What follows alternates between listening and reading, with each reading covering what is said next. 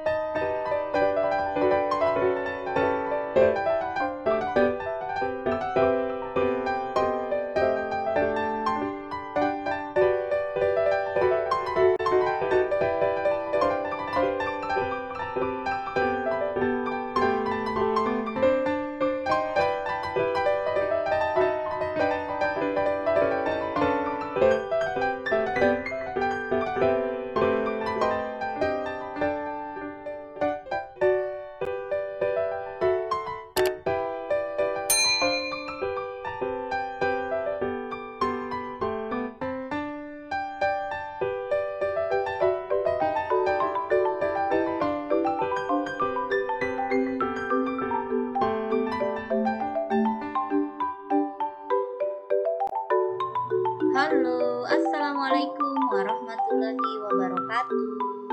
Di mata pelajaran Bahasa Indonesia untuk kelas 12 ini, kita akan mempelajari tentang teks cerita sejarah. Tapi sebelum ke kegiatan ini, tidak akan lupa untuk kita saling mengingatkan untuk selalu jaga protokol kesehatan agar kita selalu sehat dan terhindar dari wabah COVID-19. Langsung saja kita ke bagian pertama, yaitu mengidentifikasi informasi teks cerita sejarah. Kita ke pengertian dari teks cerita sejarah itu sendiri adalah kisah imajinasi yang ditulis dengan tokoh atau latar sejarah yang benar-benar terjadi. Meskipun imajinatif, teks ini tetap memuat sejarah yang faktual, namun hanya digunakan sebagai latar belakang dan beberapa unsur lainnya saja. Tapi jangan lupa kalian harus bisa membedakan antara teks cerita sejarah dan teks sejarah. Diulangi, kalian harus bisa membedakan antara pengertian teks cerita sejarah ataupun dengan teks sejarah. Kalau untuk teks sejarah itu sendiri adalah tulisan yang berisi cerita atau kejadian atau peristiwa yang benar-benar pernah terjadi atau berlangsung di masa lalu.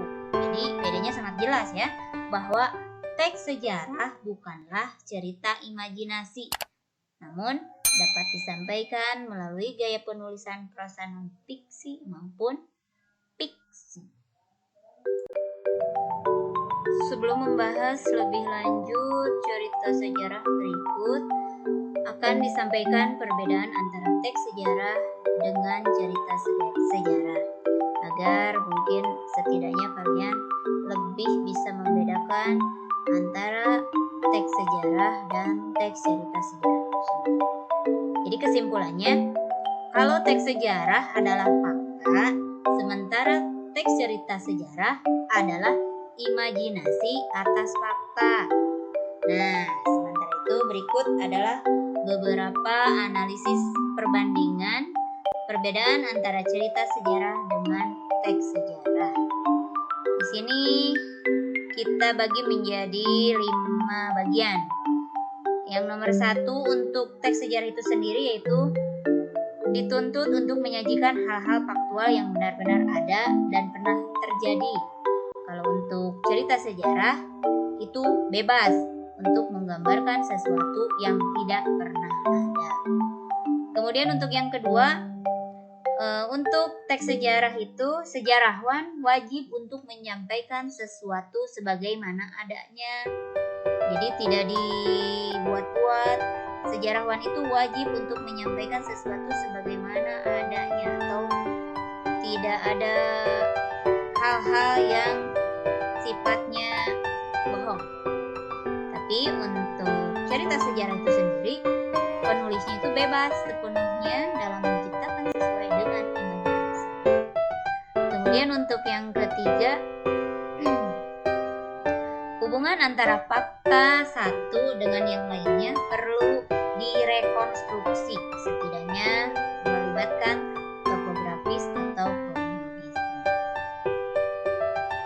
Untuk cerita sejarah, imajinasi dan kemampuan mencipta pengaranglah yang menunjukkan cerita sebagai suatu koheren yang memiliki hubungan dengan situasi sejarah. Untuk yang keempat, untuk teks sejarah, sejarawan harus membuktikan yang terikat dengan fakta. Kalau untuk teks cerita sejarah, tidak terikat dengan fakta sejarah sepenuhnya. Jadi ada pelonggaran untuk berimajinasi, tapi tidak keluar dari cerita sejarah itu sendiri. Kemudian untuk yang terakhir, yang kelima, yaitu untuk teks sejarah, hubungan antara pelaku harus sesuai dengan kenyataan yang terjadi. Tapi untuk cerita sejarah ada pelaku, ada tokoh, ada pemeran. Jadi hubungannya antara pelaku atau tokoh, hubungannya itu sangat erat. Kemudian dengan situasi dan kondisi masyarakat dapat berasal dari imajinasi yang hanya dimiliki relevansi dengan sejarah. Teks cerita sejarah seperti cerita lainnya diantaranya yaitu ada novel, ada cerpen, dan lain-lain. Itu termasuk dalam kategori cerita ulang, sehingga baik teks cerita sejarah ataupun novel sejarah memiliki struktur teks yang sama, yakni setidaknya kita ada 3 struktur untuk penyusunan teks cerita sejarah itu sendiri. Yaitu yang pertama ada orientasi, yang kedua ada urutan peristiwa, dan yang ketiga adalah ada reorientasi. Untuk reorientasi itu merupakan bagian pengenalan atau pembuka dari teks cerita sejarah. Kemudian untuk urutan peristiwa merupakan rekaman peristiwa sejarah yang terjadi, umumnya disampaikan dalam urutan kronologis atau beberapa kejadian. Kemudian untuk yang terakhir yaitu struktur cerita sejarah itu ada reorientasi. Itu berisi komentar pribadi penulis tentang peristiwa atau kejadian sejarah yang diceritakan.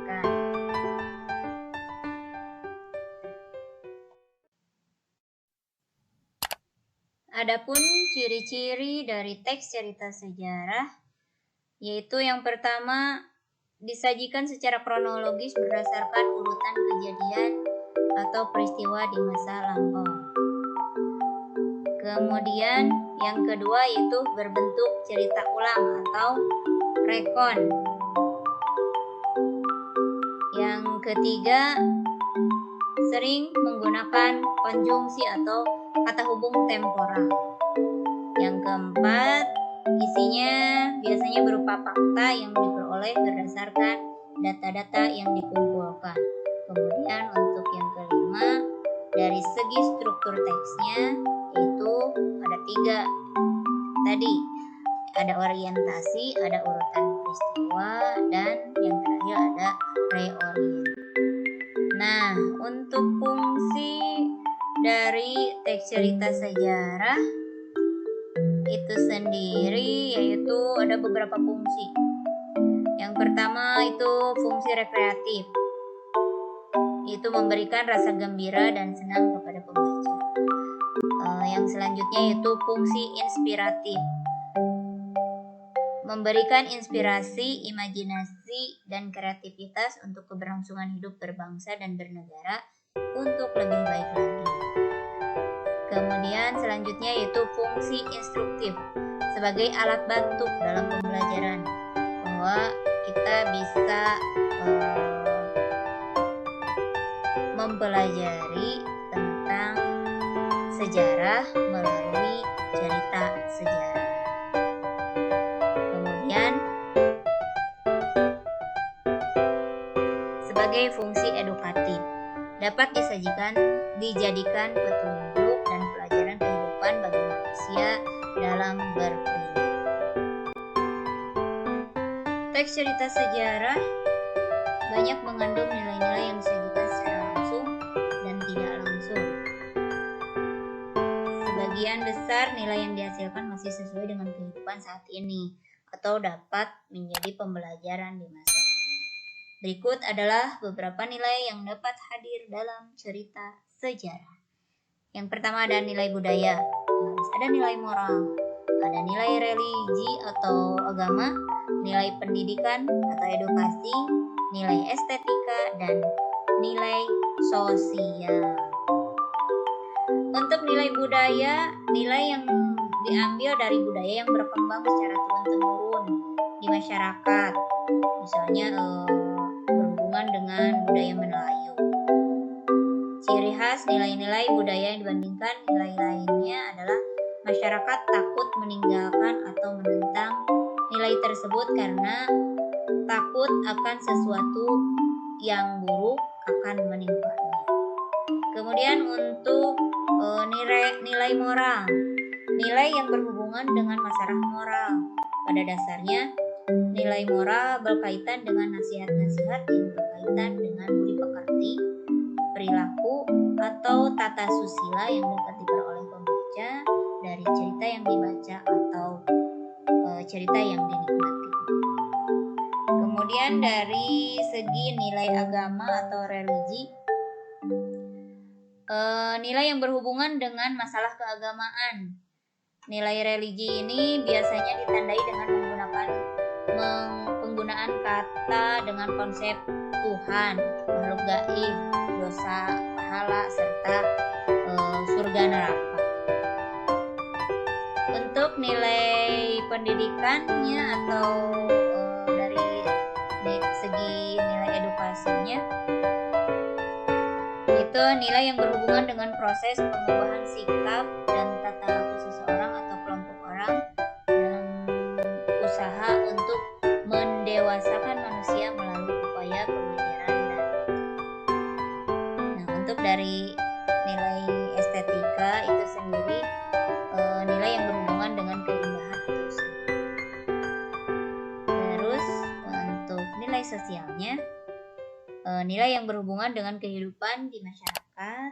Biasanya kalau untuk nilai sosialnya itu berupa nasihat yang berkaitan dengan kemasyarakatan. Indikasi nilai sosial ini dikaitkan dengan kepatuhan dan kepantasan bila diterapkan dalam kehidupan sehari-hari. Nah, mungkin itulah untuk kegiatan kali ini mengenai teks cerita sejarah. Semoga kalian bisa lebih memahaminya, baik dari pengertiannya, kemudian dari struktur teksnya, kemudian dari ciri-cirinya, serta dari fungsi dan nilai-nilainya. Semoga kita bisa bersama lagi di kesempatan yang lainnya. Terima kasih. Wassalamualaikum warahmatullahi wabarakatuh.